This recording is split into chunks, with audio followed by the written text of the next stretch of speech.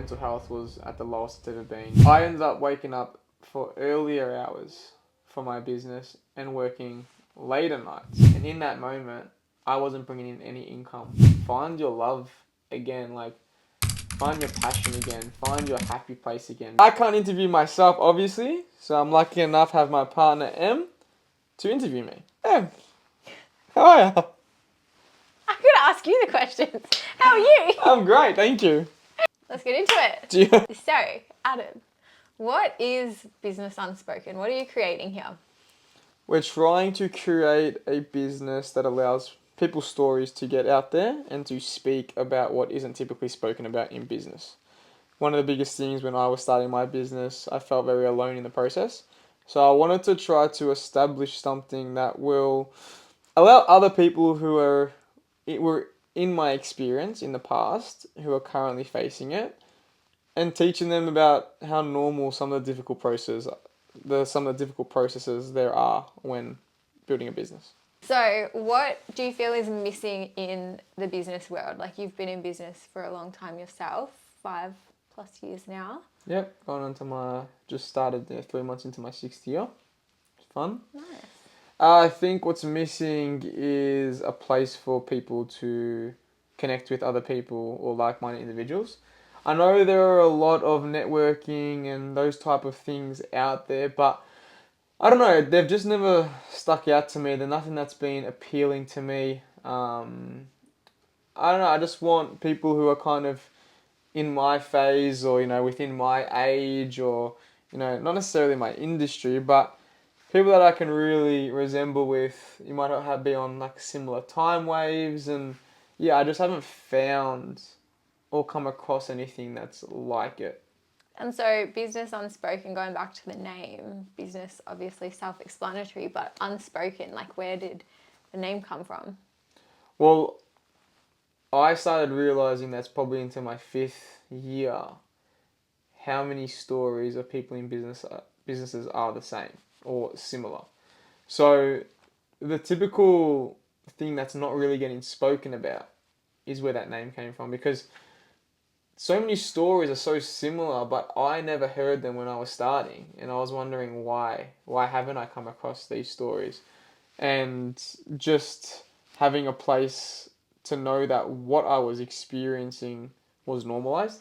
I never grew up with anyone around me really in business that could explain to me why I can't stop thinking about the business, or why I'm going to events and I can't stop thinking about my clients or all these things. So yeah, I think that name, really found fitting. We actually had a different name initially, but we wanted to find something that was a little bit more unique, and this one jerried with me probably the best. You've mentioned why you've built it, what you're trying to create. What is the larger long-term vision that you've got? I pretty much want to put people in a room together, like-minded people that can just chat and talk and connect and support each other's businesses. I think in business, the biggest key, and as a lot of people will say, like, word of mouth is so valuable. When other businesses are speaking about your business as well, you can really help the other person grow. So I just want to put people in a room where they can talk to each other and, normalize the process and, yeah, help each other. You've got this series that you're working on at the moment, 30 Yep. and 30. Where did that idea come from? I just wanted to talk to other business owners, and because a lot of the business owners, the majority I'm friends or family were with initially, I don't know, I just wanted their stories to come out. I think a lot of people, I see the hard work that everyone's putting in, and unfortunately, they don't get, I don't know, that spotlight that I think they deserve. I just want to see other people succeed. That's always been a big part of, what I do and why I do things. My job is to help people, transform their lives to help them succeed. So knowing that, I could potentially help the small business down the street, just something that kind of sits well with me. And I just want to also connect and hear other people's stories. Like, I think other people's stories are amazing. And, through this whole series, I've already learned so many things that I've been able to implement into my business. And I think that's where a lot of, people's business development comes from is from learning from others who have been through those experiences. What is it that you hope the listeners, the people watching at home, can take away from this series? I want them to learn about what really goes on in building a business.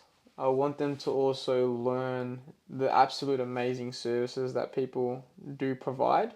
I think with pretty much every business that we've interviewed and going to interview, everyone's going to have an automatic, you know, idea of what that business does. So getting that person's services or that business's services out there on, no, we don't just do what the typical person might think we do. We actually do this, this, and that. So having that idea and just helping people's services get out there is one of the main things. Is there anything that surprised you in filming so far? It surprised me how similar yet different everyone's stories is. A lot of the foundations for pretty much all the businesses have been the same, but learning how every single person, we've interviewed every single person and there hasn't been the same business we've interviewed, but learning that foundations are there. Business has its foundations, but then that specialization, I guess, in a specific service is where the cool element is. I didn't realize how many businesses were so similar to mine at the foundation. And then even the basic things like customer service, high quality, all that, they're all still resembling with a lot of things of my business. And then all they do is just niche in their specific things and they're the experts in, their specific things. So I think that was the biggest thing that was cool to see and most surprising. So what's been your favorite part of the process, whether it be the actual filming side of it or going to the different businesses? Have you had a favorite moment? I think there's been a couple. I think the whole process of, getting things set up, but just going to visit everyone. Like I speak to everyone on social media, but actually visiting them at their place of operation and then seeing some of the cool things that they actually do. And people might think that they're very easy to do. But even I've tried to experiment with a couple of them and, really seeing that the difficult process behind their job and why they're experts as what they do. But yeah, I think that's the coolest thing. I love talking to people. I love, connecting with people. So just being able to get out the gym, get out the office and actually go to these businesses, places of operation or, something of the sort and talking about and learning more about everyone. Nice. And in the start, in your intro, you mentioned how you're doing the 30 and 30 to show people what it actually takes to build and run a successful business. With your own knowledge plus this new knowledge that you're getting from seeing these different businesses, what do you feel it actually takes to run a successful business? Whew. Good question. From what I had to learn, I knew that it took a lot of time, energy, and effort. Then listening to more people, it really solidified that if you have a strong enough passion about something and you put enough time, energy, and effort into it, you can make it work. I think it was always a challenging, focus to just, I'm only going based on what I know and what I've experienced. So listening to other people really solidified the difficulty that it does come with building a business. And, it kind of makes you feel a bit better because you don't want to go around telling people you work hard. But everyone in business knows if you're running a business, you know how hard that person's working. So I think that's what it's really allowed me to kind of see and even like a bit of a pat on the back or normalize the process that, it is quite challenging and it takes a lot of effort to get it done. Do you feel there is something that separates the people that do get ahead and build something really, really great and those that maybe don't? In life? Yeah. I think everyone's running their own race, so I think it's in my personal opinion, that's the reason why I've chosen this pathway. I could have stayed in a steady construction job and get my annual leave to go on my holidays, and I might have, you know, explored a lot more of the world or done a lot more things that, I potentially could have done with actual income. For majority of my business life, I wasn't bringing in any income. So, but for me, it was working right now. I'm doing all I can to give myself a better future, but also trying to live in the present a little bit too. I think at the start I lost that. So, yeah, I think there is a merit to sacrificing time now for the things you want in the future. And so, rolling on from that, as we've seen in like the other episodes that you've filmed, entrepreneur life isn't always glamorous. It's not what some people might think it is. It's a lot of hard work, it's a lot of effort. Was there a mindset shift going from your construction life to then wanting to build your own business that kind of just changed everything for you? Well, the construction life that I was in, it was a very bad position I was in. My mental health was at the lowest it's ever been. So, I was waking up at ridiculous hours for my construction job and I was absolutely hating it. I ended up waking up for earlier hours for my business and working later nights than what I was for the construction job, making $0. But when you're so low in your mental health working for someone, you will legitimately give away all your money just to be happy again. And in that moment, I wasn't bringing in any income. But those hours I worked weren't questionable. Like, I was actually enjoying myself. I was happy. So that mindset shift, the shift had to go from absolutely hating what I wanted to do, absolutely hating getting up in the morning and going to work, to, okay, you're not bringing in income. Work hard now, it will come. But those first few months was find your love again, like find your passion again, find your happy place again, because it's very hard to get out of such a low position. So that's where my biggest mindset had to shift from that to I didn't care about working those hours because I just wanted to be happy again. Yeah, it's a really good point. I think a lot of people that aren't running their own business, and maybe some people that do run their own business, have this idea that success to them is working hard, being really wealthy, like not having to think about money anymore, like having it all set for them. But has your concept of success changed since building your own business? Do you see success differently now? Yeah, I think success, I always base success on uh, money. I always thought for you to be successful, you have to have X amount of dollars. For me, with what I've built with AJD and Business Unspoken, like, I've found success in achieving what I set out to achieve.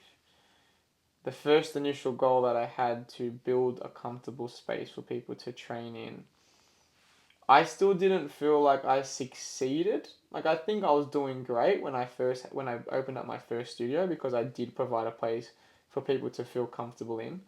But I also noticed that once they were done with PTing, there was still that gap to go to a commercial gym. So it wasn't until I really built that second studio when I really was allowed to bring that full circle. Okay, I can help people become comfortable, but then I can keep them comfortable instead of once they're done, they have to go into a place they're uncomfortable.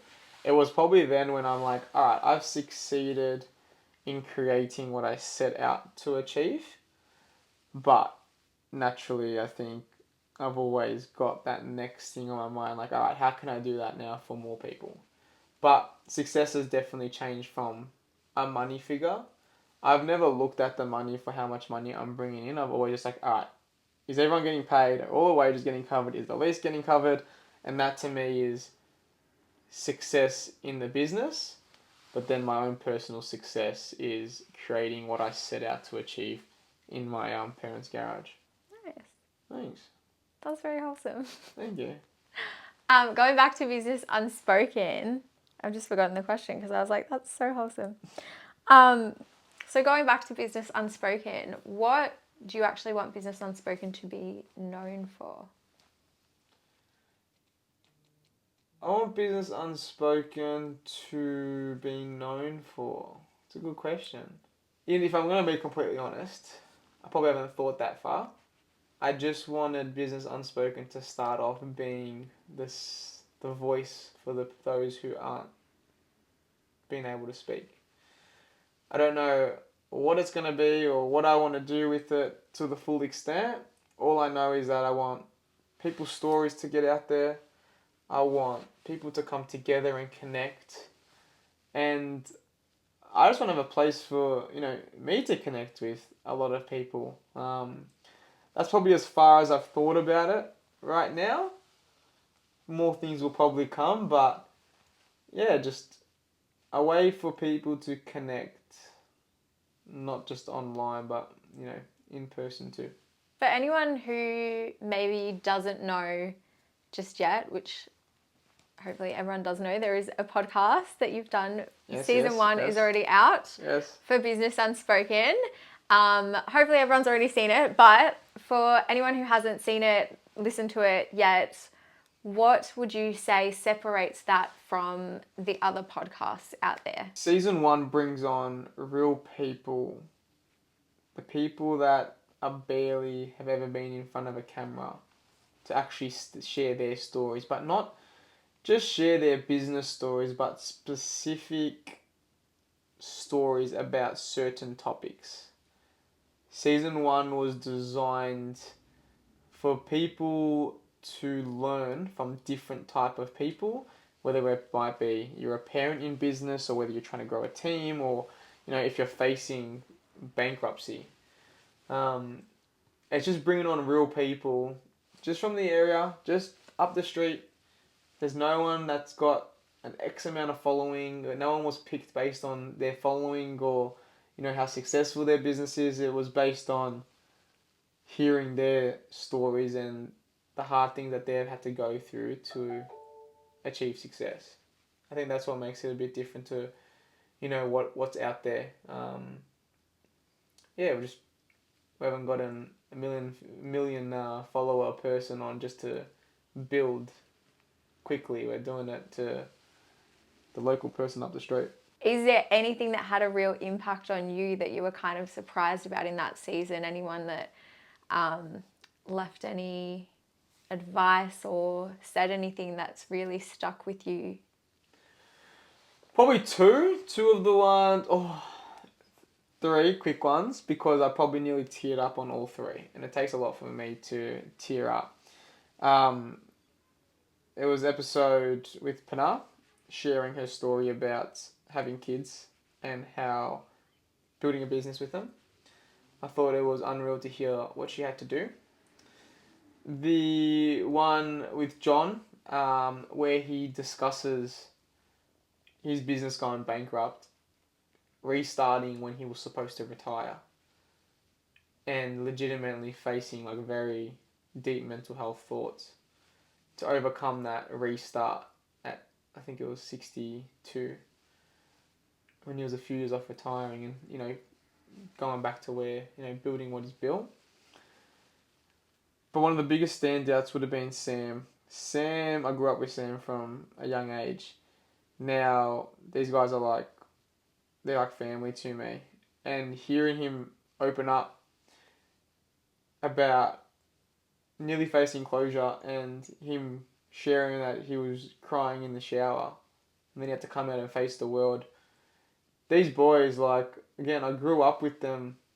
They're the guys who, when you're on the basketball team with them, they're jumping in the fight for you first. They're helping out. They're the strongest, the biggest, the tallest. They're those boys. And then hearing a story about him who you might not particularly think cries, it happens to everyone. So, that story was amazing to hear.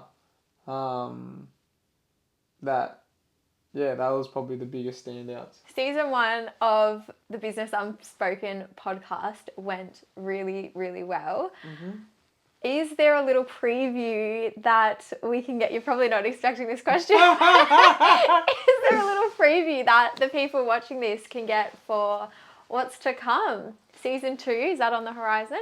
Yeah, season 2 is definitely on the horizon. We're just in the production, kind of creating the ideas phase. The best thing I can give away is we're wanting to make it very similar to season 1, but probably a lot stronger in terms of more professional advice, while also still getting that soft part of people's experiences. So I think there's also a lot of new professionals that we could still hear from, that would help a lot more businesses with, what they need to know when running a business. And I'd love to, put a couple of those professionals in a room or on a table together and just have an all-world chat and just discuss things from 2 different perspectives and, how they all align. So, yeah, we haven't locked in any guests yet. We're just still playing a game with, what we're thinking. But, yeah, season 2 is definitely, on the horizon. Exciting stuff. So with going back to the 30 and 30, that's 30 businesses in 30 days. Yep. Is there any vision beyond the 30 days as well, or? I think what we're doing with the 30 and 30, I've really been able to see what I've seen the smile on people's faces and the appreciation that, they've had for us to spotlight their business. I'd love to still bring an element of that. The 30 in 30, so, people are going to see this in 30 days, but it was a lot of work and everything in the background. So I'd love to still continue an element of it and still give businesses a spotlight. So yeah, I think this is something that we will continue. Probably not to the extent that we have, but I think it's a good starting base to really just get out the people that I know and I wanted to hear from to start off with, and then keep that trend going. So hopefully people have been following along for the 30 and 30. They've seen some other videos before this, and there's some more videos coming. But for someone who this is the first episode that they have tuned into, why should they follow along for the 30 and 30 series?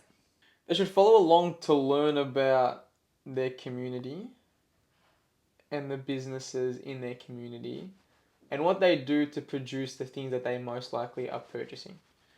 It's a really exciting process, and it's really fun to learn about other services and businesses and just the people behind it. You might see a logo, but just a matter of learning about the people actually behind the business and getting their business spoken about. I know you're not big on, maybe you are big on, I can't remember. Am I big on? I don't know if manifestation is your kind of realm of thinking, but I just want to challenge something and just put something out there. Put it out there. If you could collaborate or interview anyone that you want to interview, who would you like to have on either a 30 and 30 or a Business Unspoken podcast? I am big on manifestation. I think energy you put out there and the things that you put on your vision board and your whiteboard, like kind of manifesting that into the light. Who do I want on? I keep wanting on my cousin's cousin, so we grew up with him. He's actually the person behind Pistachio Puppy, but he's not on the camera, he's not on the scenes, and he doesn't want to be, and I tried to get him on, but I'd love to get someone like that on, because, yeah, like, the person who actually came up with something that was so big and is still so big. Yeah. Again, not someone I haven't really thought of anyone like famous. I did try to message Chris from Collingwood just to see if he didn't reply to me. But that might have been for more selfish reasons about Collingwood. But I'd love to get on. Yeah, I'd love to get him on just because he's not in front of any. No one's ever heard his story, but I think he prefers it that way. So maybe this little bit of a call out might, invite him. But yeah, You're doing a lot in your life right now. You've got a lot of different things yeah, going on. yep. There's probably a lot of things that you're really loving, and you're obviously very passionate about what you're doing, but what would you say is the most exciting part for you of like this season of your life, this season of your various businesses and everything that you're doing? That we get to work together. Aw. No, I'm joking. No, I think that's amazing. But in terms of the business side of things, I think the most exciting thing right now is that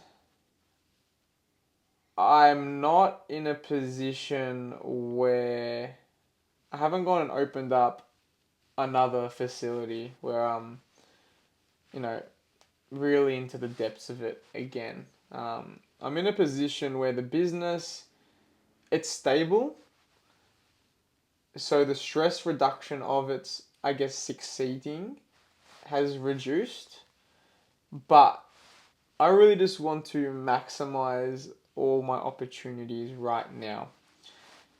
I learned from that first year of getting a lease and the stress that came with it and the depth. I know I'm going to be back there one day when I decide to take AJD into the new phase. But right now, I'm really enjoying just exploring, my personnel, like even with Business Unspoken, and I love speaking to people and, you know, learning a lot more about myself and the things that I enjoy and the opportunities that are coming. Because, like I said, the last 4 or 5 years have just been purely AJD. Adam hasn't been a person. Adam has had nothing, not nothing, but like he hasn't been focused on. It's purely been AJD. So I think that's what I'm really enjoying about the realm that I'm in right now. And I want to be in a position where I'm not forgetting who I am if I do go and open up another gym or like whatever I might do. Um, so I really want to maximize and make sure that all the T's are crossed and the I's are dotted so that I'm not forgetting who I am through the next phase. It's kind of like a warming up before I start the set. For anyone that is watching this and has maybe thought of building their own business or is in the process of starting to build their own business, what is a piece of advice that you would say is the most important at that initial startup phase? Being organized is going to be essential for you to complete tasks in a timely manner. If you don't have a good offer, you could, you know, if you don't have a good enough offer that people want to invest their time and money in, because you're running a business and involves people paying for your service or product, whatever it might be, you need a strong offer so people can want to give you money. And then the third one was the quality, and you producing the best quality that you can possibly do. You need to be hard on yourself and make sure that your quality's there, because if you're organized to get customers, the offer's good enough to bring them in, but the quality is not there. It's like, how do you get them returning? So they're the first three things that came to mind. So, last question. Oh, it's the last one. Last one. What is one key takeaway you're wanting people to take from Business Unspoken? The process is difficult. If your why is strong enough, you will be able to achieve it. You're not going to see the light at the end of the tunnel, and that's okay. You might just need to walk blind for a bit. Nice. Thank you. That was really good. Thank you. Well, thanks for coming and Thanks sitting for coming in your seat. in your office and interviewing with me. Really appreciate your time. Thank you. Thank you for having me.